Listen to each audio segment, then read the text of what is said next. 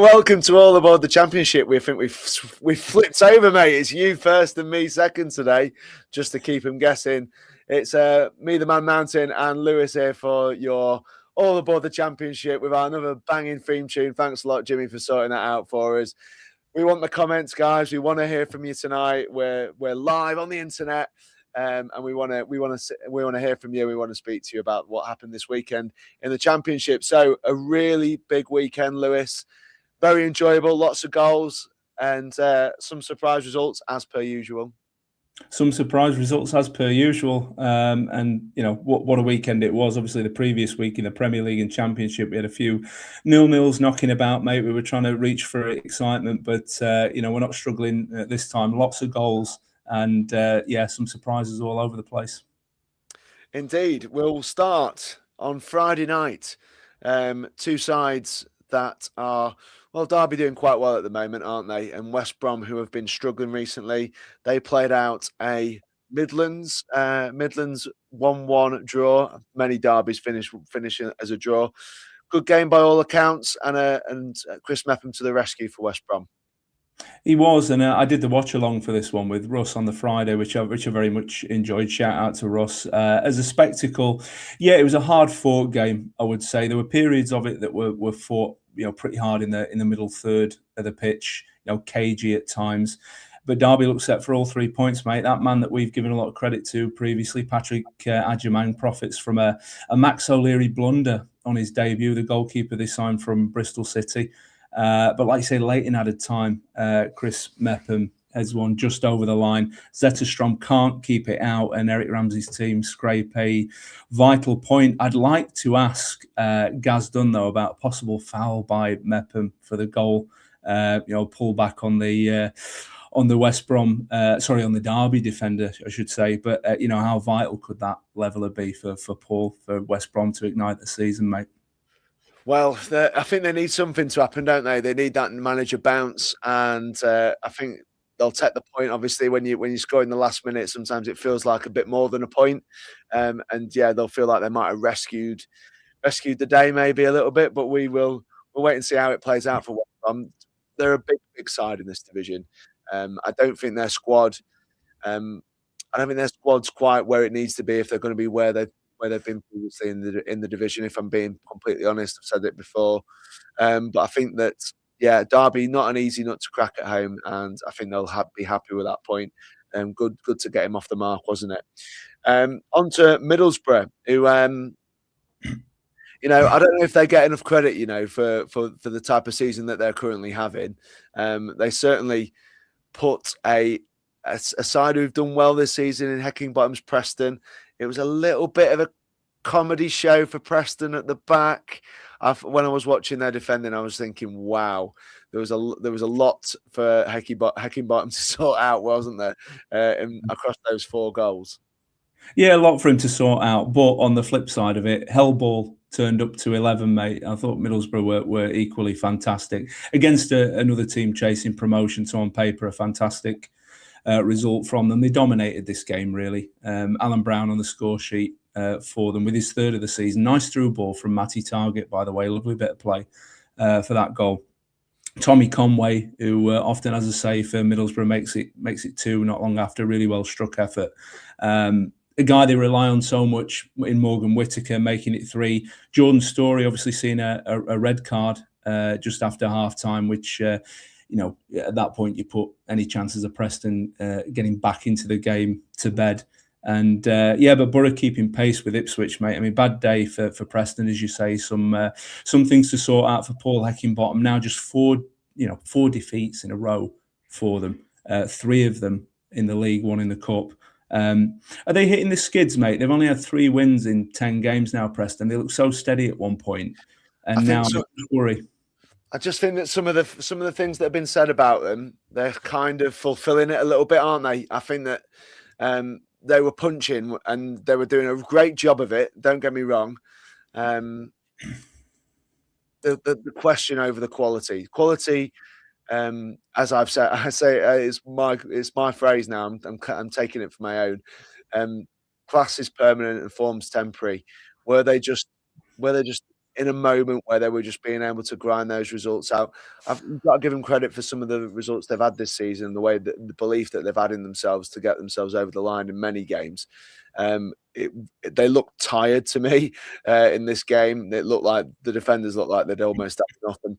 And I think when you've played those type of games over Christmas, those back-to-back games all the way through, I think it can affect the side as they move forward through January and February, because the players have lost that little half a yard. They work with a core of about 14 players, and it kind of shows a little bit for the players for the teams with these smaller squads. I just think Preston are suffering from that at the moment, hence the 3 wins in 10, which before that would have been more like 6, wouldn't it? 6 or 7. So yeah, I think they're set to find it hard to come back from that. But we will see. We will see. Borough are still very impressive in the same breath, and yeah, deserving of their spot in the league. It's the league table doesn't lie. So you got to say massive fair play to Borough. It wouldn't have been one of those teams fancied right at the start of the season. So not to struggle, obviously, but not to be where they are at the moment. But so well done. Millwall, a side that have always been in recent years hard to beat and difficult place to go and play. Lots of grit, determination, always in games, it would feel. But are they showing a bit more at the top of the pitch with a big 4-0 win over Charlton? Are they just showing that little bit of quality in the final third that might see them into the playoffs and make them a dangerous animal in there? I think they are, and they've got options in there, haven't they, with Ivanovic and Coburn as well. You know, they're able to rotate strikers and not have too much of a drop off as well. I mean, continuing their impressive form and probably raising an eyebrow at that top 2 now, Paul. They're only 6 points off it. You know, I know Middlesbrough going quite well. Coventry are not. You know, Ipswich, as we'll go on to talk about, an adverse result at the weekend. They might just be having a little cheeky look at it and thinking, can we get in there?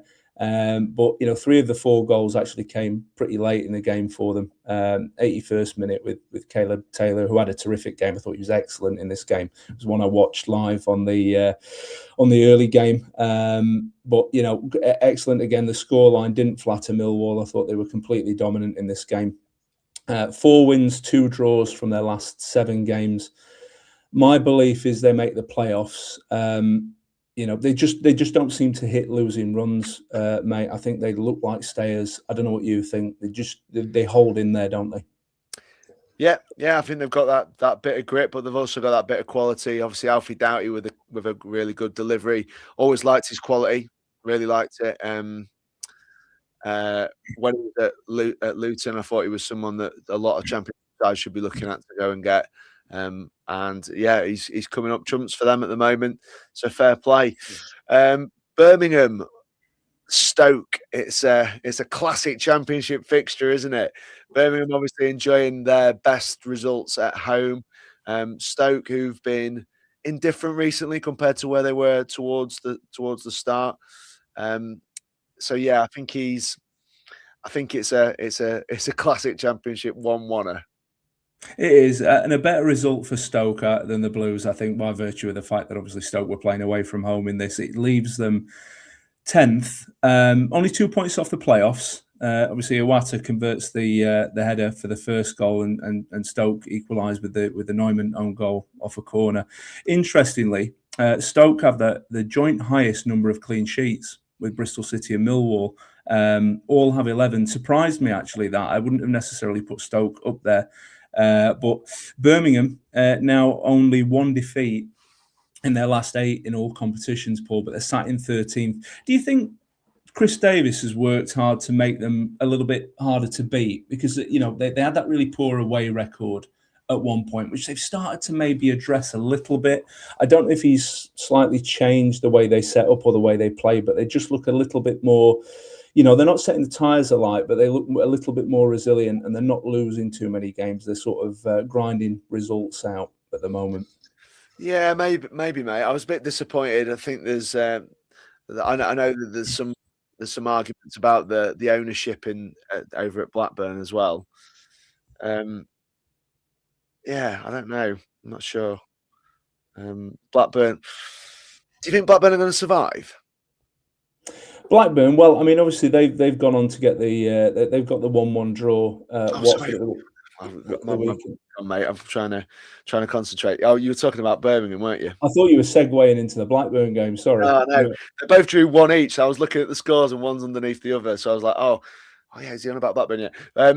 No, Birmingham. I mean, I don't know. I just don't think that they've just been two different teams, haven't they? Their away record is staggeringly poor. Yeah. I don't know, mate. It's hard, isn't it? They've drawn this one.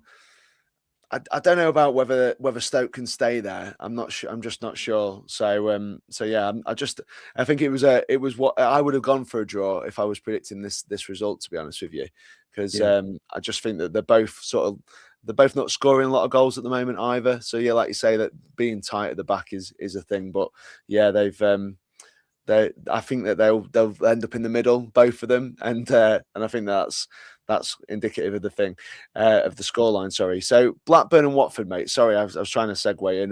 My brain just went like that.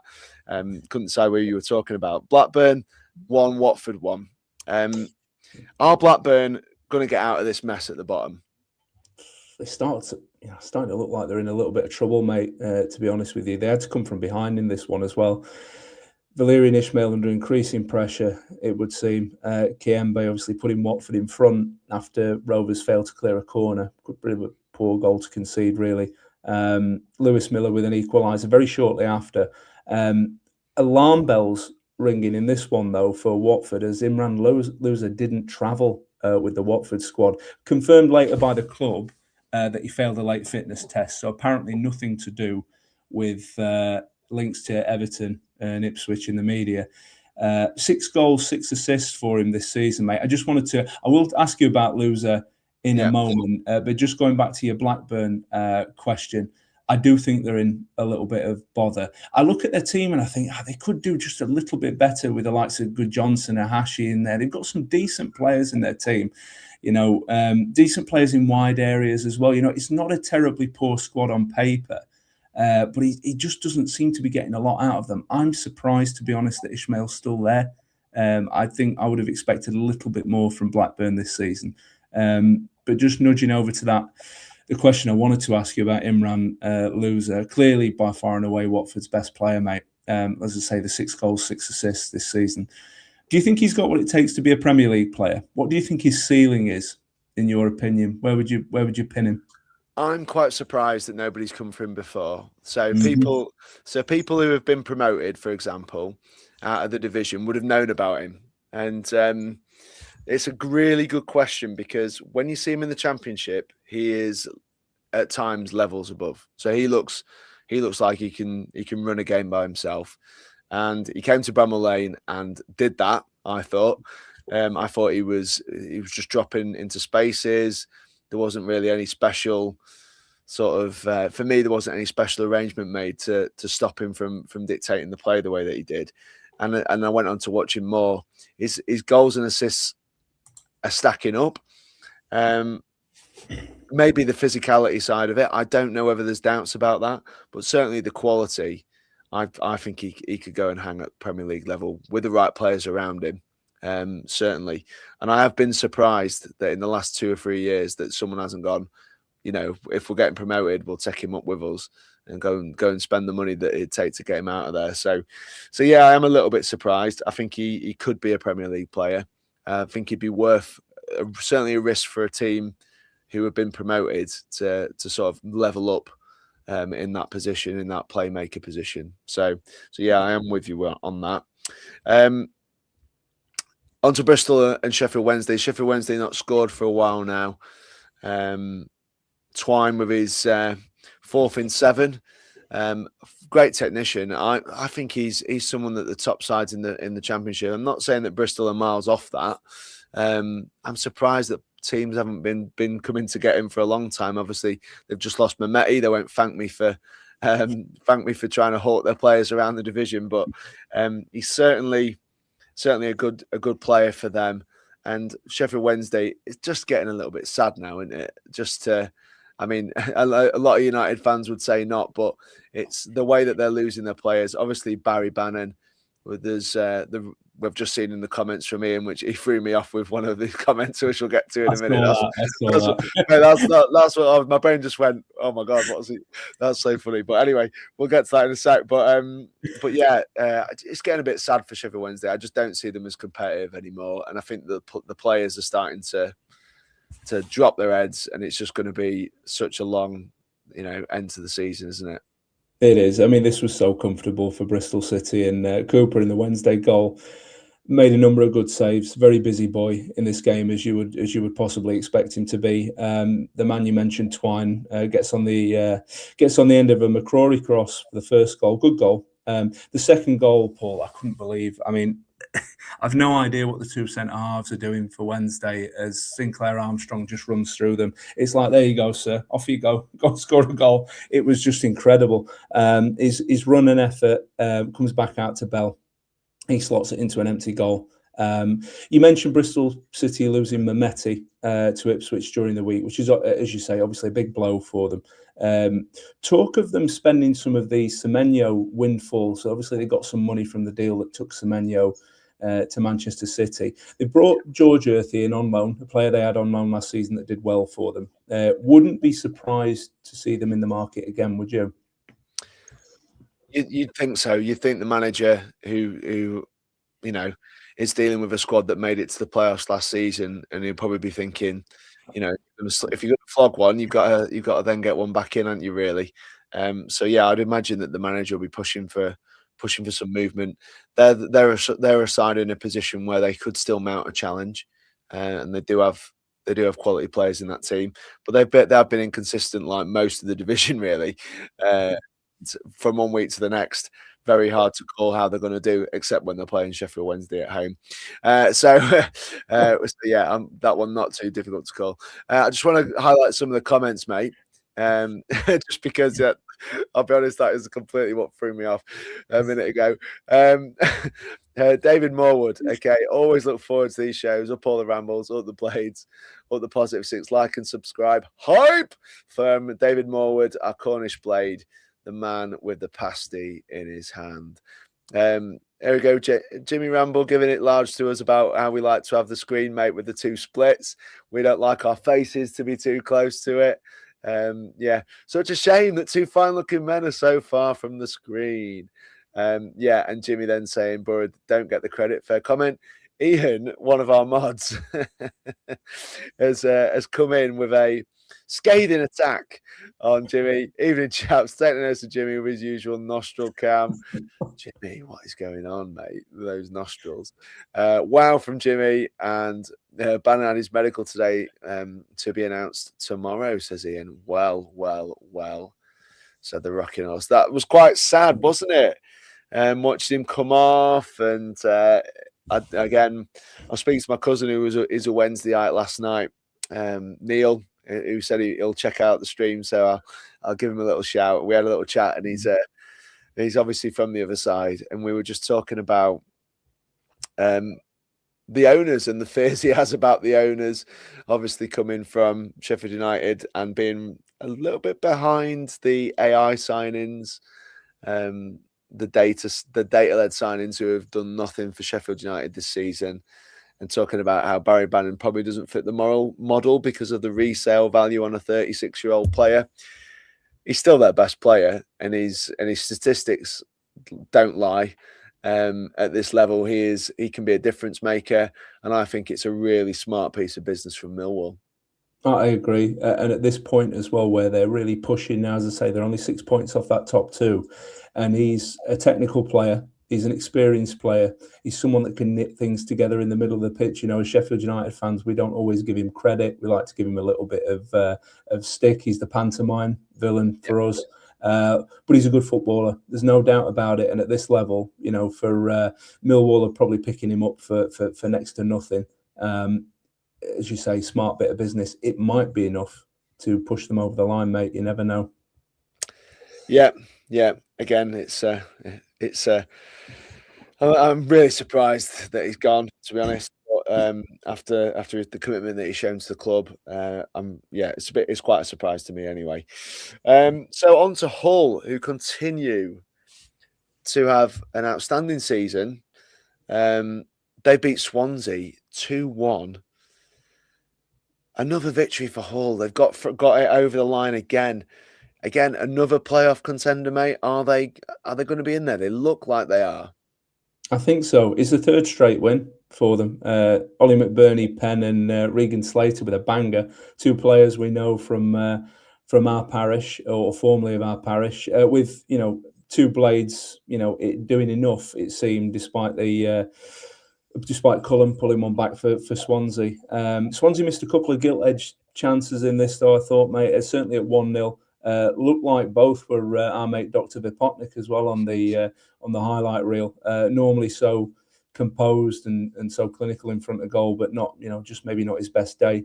But Hull, they've been a bit of a surprise, haven't they? I wouldn't have necessarily expected them to be up there, but have they been quite shrewd with some of their signings, mate? I mean, you look at McBurney, who is, okay, at times hasn't been maybe prolific at the level, has shown it once or twice, but an experienced centre forward at the level. He was a known quantity, and they've got Gelhardt in there as well. 11 and 10 goals respectively for the two of them. I think they've been quite clever, haven't they, the way they've put that squad together?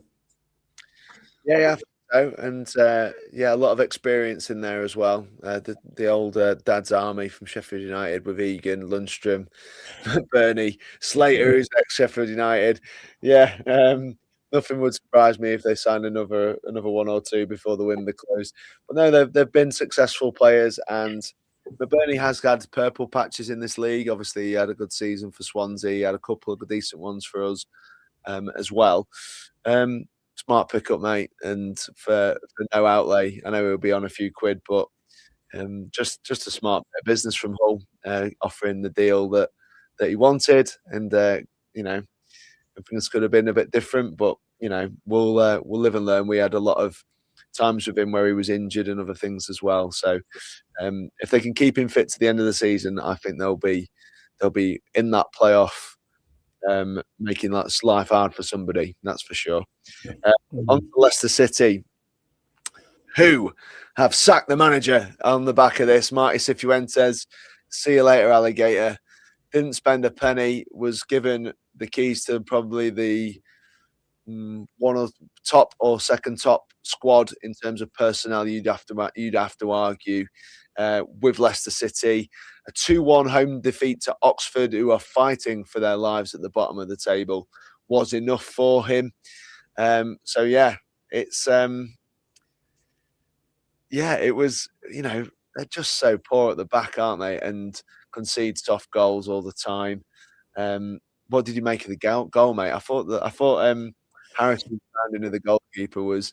He didn't look like he was going to do it. He was looking around waiting to get tackled, and all of a sudden he darts past the keeper and slots. I was like, that is a decent finish for a man who did not look like he was going to do that halfway there, did he?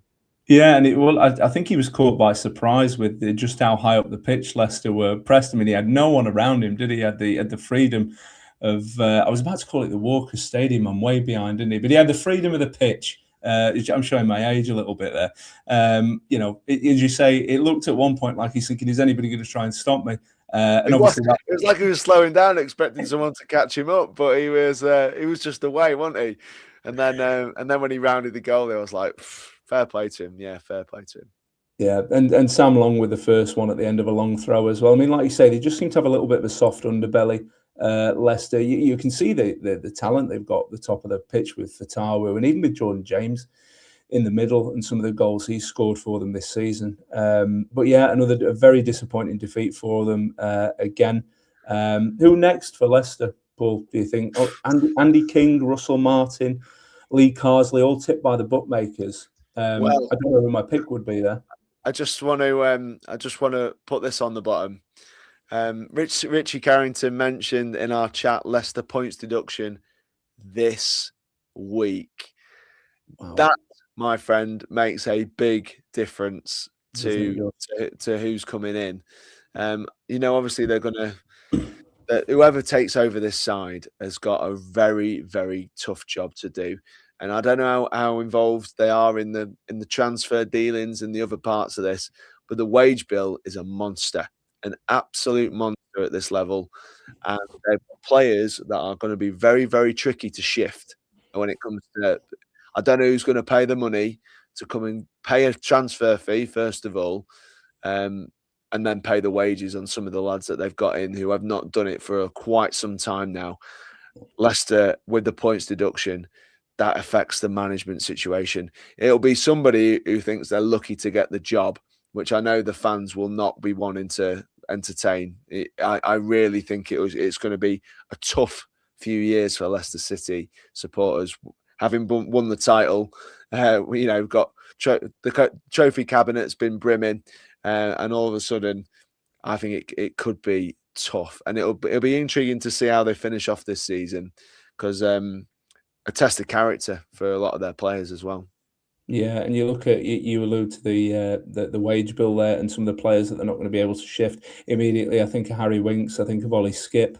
Players that are on big money. You know, the one saleable asset they probably have, or maybe two. You look at the likes of Fatawu and Mavididi, but Fatawu being the main one that you think, yes, they could probably rake in some much needed cash for him to try and put the squad back together. But do you want to be selling a player like that at this stage, especially if they're going to be taking a points deduction? Because we'll see. I think it's a rebuild.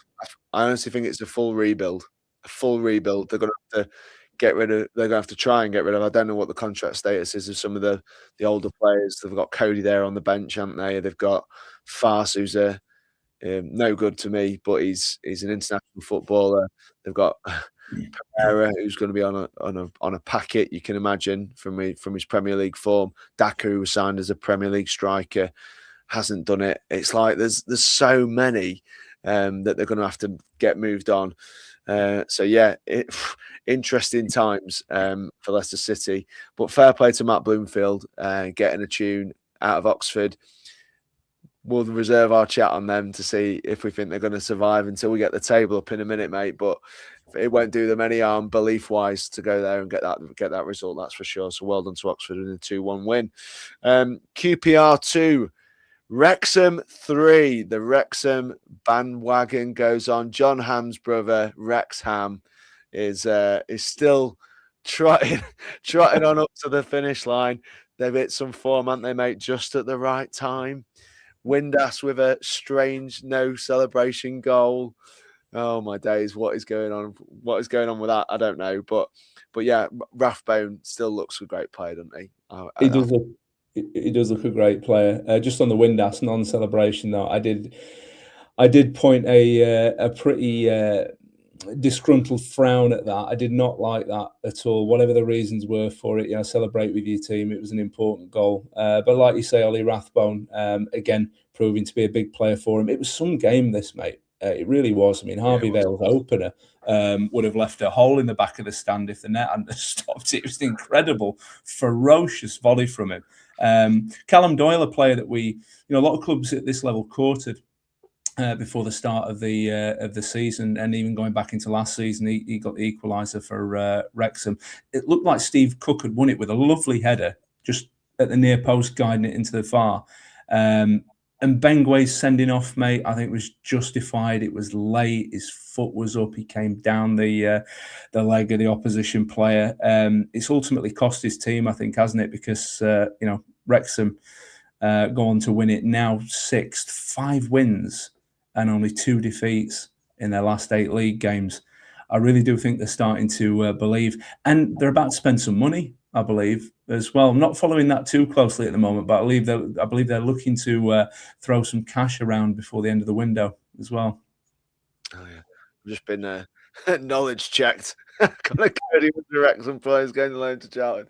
Oh no, yeah, I knew I saw him sat in a stand. Oh God, my brain is all over the show today, mate. I tell you.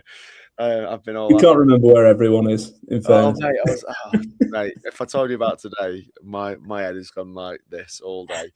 Anyway, let's talk about something. Let's talk about a place called Bramall Lane. And on Saturday afternoon, welcoming a very impressive Ipswich Town side on really good form. I think 4 wins on the bounce. I'll take another check of that. I think it was 4 wins on the bounce before someone tells me I got it wrong again. 4 wins on the bounce on the way into this game. Not a lot of Blades fans. I don't think we're too confident going into the game with a core of players in midfield and defence missing. Yet a really super performance. Special mentions for Cooper and Hamer in a 3-1 convincing victory for Sheffield United at Bramall Lane. Yeah, I'll give you my take on it briefly, because I know you were at the game, and would probably give a much better account of it than I did from where I was sat. But excellent first half performance from the Blades. I thought Ipswich, they had their chances, but it felt pretty front-footed overall from Sheffield United. They take a 2-0 lead into the break. Jack Clark obviously converting the penalty to narrow the deficit after McGuinness handball. Not sure what he was doing in that situation, but goal scoring hero in Pat Bamford gets himself on the score sheet again, but also gets himself sent off, mate. Second yellow card, I believe. Didn't see the first one actually. It sounded like he kicked the advertising hoardings. The second one, after seeing the replay of it from behind Bamford rather than from behind the goalkeeper. I'm sorry, Pat. No doubt in my mind that you looked to hit the deck, mate. And I think I love you, Pat, but I think you got what you got what you deserved in the end, and that's a Sheffield United fan saying. The only question I have for the ref is: did he get the first one because it was insolent towards the ref, or did he get it for booting the advertising hoarding? Because I distinctly remember Christian Romero for Tottenham Hotspur scoring his late leveller, walking straight up to the advertising hoarding and nearly putting his foot through the thing. No yellow cards. No yellow card. So yeah. I don't know what you get. Who knows what you get a yellow for nowadays, mate. Let's move on. Maybe you were right. Maybe I was wrong. Maybe we're all just guessing, which I think the refs are half the time. No offense, Gaz, but yeah, you and your lot need to sort it out. But Sheffield United, do we still believe that there's a sliver of a chance of a playoff push? Win the game in hand, it's 6 points to spin it on the positive side, or 9 points off it at the minute. Still quite a few games to go. 18, is it? Something like that. Yeah. Plenty of points to play for, Lewis. Is it still on the cards? Is it possible? Do we need to ask again maybe in 5 or 6 games? Because again, obviously we'll know more, won't we? We will. I think. Look. It's mathematically possible, mate. We can see that. It's not an insurmountable number of points to get. But the thing that, as a Sheffield United fan, the thing that I'm just only concerned about really is replication. The performance and the result on Saturday against a strong Ipswich side. We know they can do that. We know what they're capable of. We know the ability level of the players. It's about keeping our best players available to be able to look 3 game weeks. I've said it before, we're going to have to rotate. We're going to have to use the squad.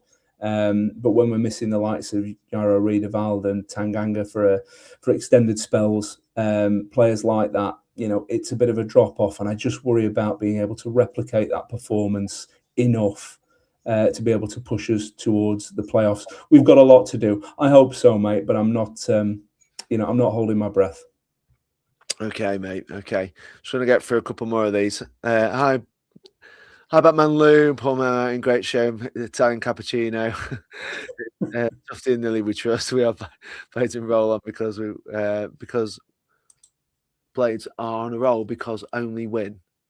Okay, Blades, the rumble. Yeah, only win. Ollie Mack, great at this level. Don't forget Egan as well. Me getting embarrassed there by the knowledge. Rich. Chat less the points deduction this week. I think we said that, didn't we? I'm not going to say what the next one says because we'll lose all our viewers straight away. First yellow because the kick and the hoarding was a reaction to the ref's decision. I know, mate. I know. Okay, thanks a lot. It's the hope that kills us, obviously. Looks like a double deal is imminent and a double exit. Oh, Andrew, tell me more, said John Travolta. Let's hear it, boys and girls. What have we heard? What are the Jungle Jums saying? Because I'd like to know personally, and I will find out of Jimmy later. Obviously, he doesn't do the ITK anymore, but he will tell me. So Portsmouth and Southampton, mate, that fierce Dockers rivalry down there. Played out a 1-1 draw, standard derby action. Oh, always a derby, always love a 1-1. Okay, yeah. So good game. I didn't see it. It was a good game, yeah. I saw the extended highlights of this. I had a good look at this game. Schmidt in the Pompey goal, in sparkling form in this to keep the Saints out twice early on. Skenzer, a man that's catching the eye for Southampton a little bit at the moment in what has been a disappointing season for them. Puts them in front, racing away, wrong foot in the keeper to finish. I thought it was quite a clever little shift and then finish from him. In classic derby fashion, it boiled over at one point. There was a bit of a melee between the two teams on the sideline. You know, you expect to see that sometimes in these games. How to gain popularity with your home supporters. That's right. Come on, you! I'm going to give you a push now. Yeah, I know. We know how this works. So yeah, well done to all the players involved in the melee. Good for you. Yeah, there we go.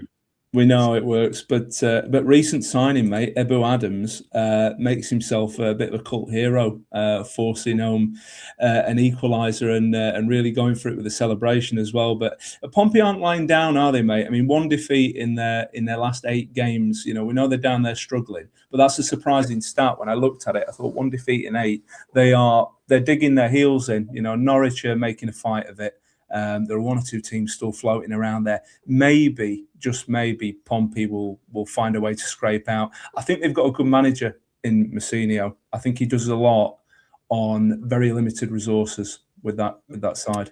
I think he does. Yeah, he does get a mixed press from the Pompey fans that I've met, that I know.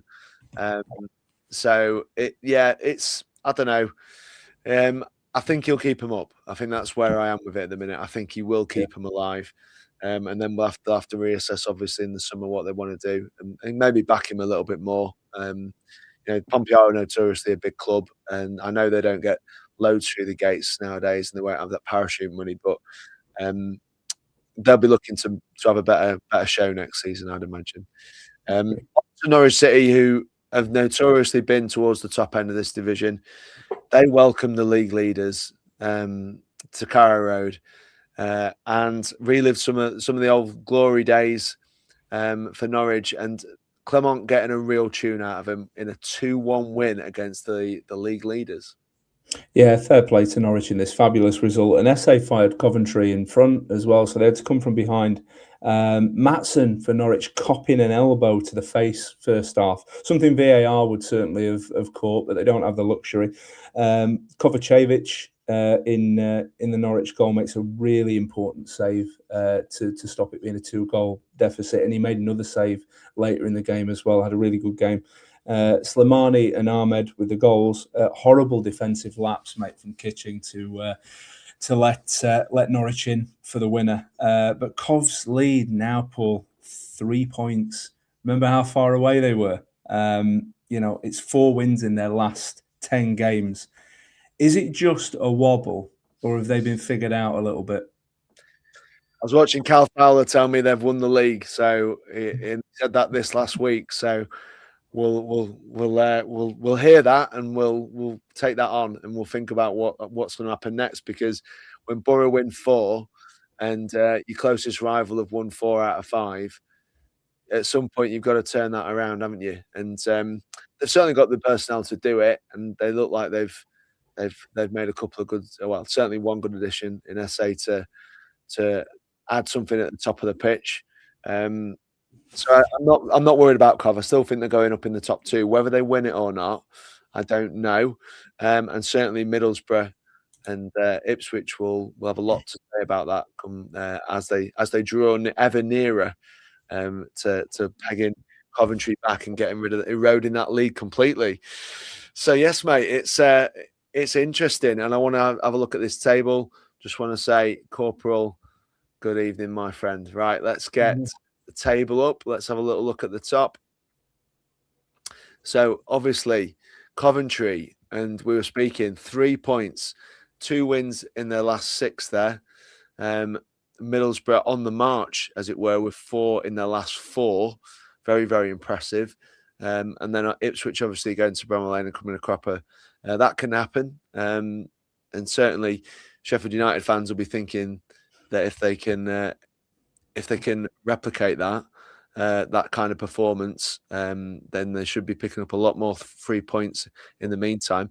Ipswich do have one game in hand on Middlesbrough, but it is a 5-point gap, so they'll need to bounce back in the next one.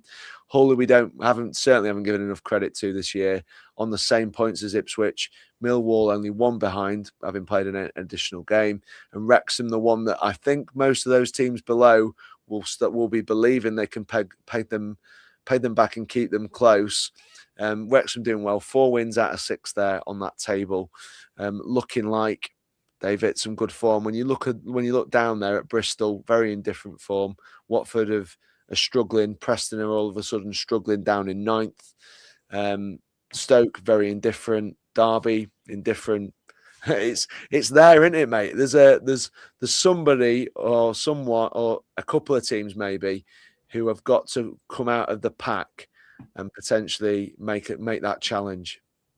Yeah, and you just think there might be someone from that now. Maybe it'll be Sheffield United, maybe it won't. Maybe Birmingham.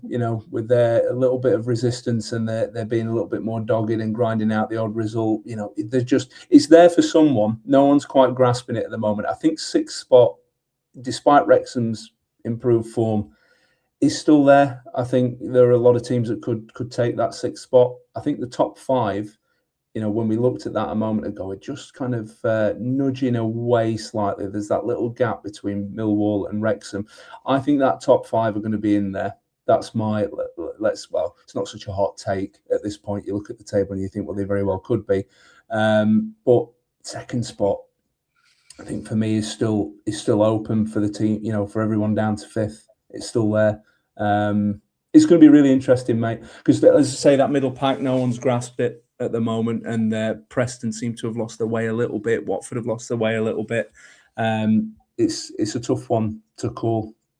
I still think there's a long way to go, mate. I don't think anything is nailed on with as many games as we've got left, 18 or 17 games to go. I still think that is a lot of matches, and how far does it go down? Well, we hope it comes down to here, don't we? Down to Sheffield United in 17th, where, like you say, 35 points at the moment, only 44 gets you in there, and they've still got a game in hand on Wrexham. So, if they win the next one, they'll be looking to, and they'll leapfrog Leicester City. If they win the game in hand, and be up again in 14th, and then they'll only be 6 points off. So there's still a long way to go. This little battle down at the bottom, well, I'm sorry, Wednesday, I'm just going to put you off that because I think you're out of this. On -7, positive points would be an achievement at this point. Oxford getting that massive win against Leicester City. Leicester City with the points deduction coming in. We don't know how many that's going to be, mate. And have you heard anything about how many the points Leicester might be getting deducted?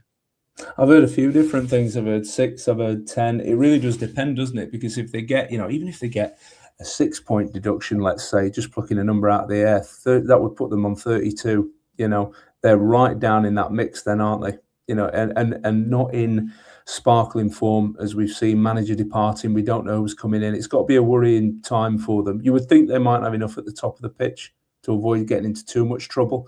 But look at Norwich. I mean, they've climbed out of there now. West Brom fighting, getting that point at Derby. Leicester could be in trouble if they end up in that situation. I will say, though, mate, the one I'm really quite concerned about, and you look at the form there as well, Charlton. I'd be a little bit worried for Charlton, especially if, Blackburn are obviously right in it at the minute. If they make a managerial change, maybe do something before the end of the window, Blackburn, I still think, have got some players there that could dig them out at some point. Charlton are the one that really worry me at this stage. I don't know what you think. Well, again, but you look at Blackburn, mate, and yeah, they're only one win off, climbing several places, I suppose. But there's no green on there, so they've got 3 defeats, 3 draws. Draws aren't good enough at this stage, really. If you've got a couple of wins and a couple of draws, then you're happy, aren't you, when you're in that situation? But there's nothing on there that's green, and they haven't won a game for a while. So it does beg the question whether they can.